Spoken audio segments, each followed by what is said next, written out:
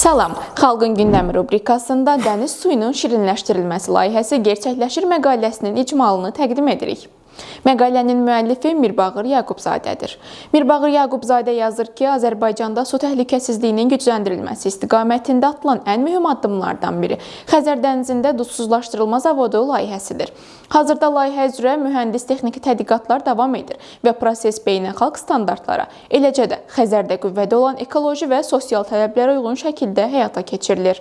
Müəllifin qeyd etdiyi kimi, Səudiyyə Ərəbistanının Aquapower şirkəti ilə Azərbaycan Dövlət Su Ehtiyatları Agentliyi arasında imzalanmış razılaşmaya görə tədqiqatlar başa çatdıqdan sonra yekun hesabatlar maliyyə institutlarına təqdim olunacaq. Təsdiq alındıqdan sonraki müddətdə maliyyələşmə müqaviləsinin imzalanması və dərhal ardınca təməl qoyma mərasiminin keçirilməsi planlaşdırılır. Mirbağır Yaqubzadənin vurğuladığına görə layihə çərçivəsində Sumqayıt Kimya Sənaye Parkının ərazisində gündəlik 300 min kub metr gücündə dəniz suyunun duzsuzlaşdırılması zavodu inşa ediləcək.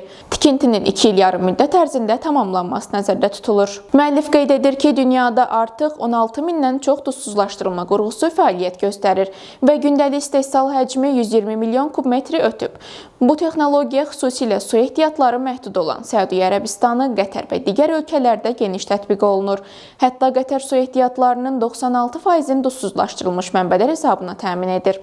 Araşdırma əsasında xatırladılır ki, Azərbaycanda da bu sahədə ilkin təcrübə mövcuddur. 2013-cü ildə Salyanın Xıdırlı kəndində tərs osmoz texnologiyasına əsaslanan zavod istifadəyə verilib və hazırda həmin ərazidə gündəlik 7000 kub metrədək su istehsal olunur. Bu su həm əkin sahələrinin suvarılmasında, həm də içməli su təminatında istifadə olunur. Müəllifin qənaətinə görə Xəzərdə inşa olunacaq yeni zavod ölkənin uzunmüddətli su təhlükəsizliyinin təmin edilməsində strateji rol oynayacaq.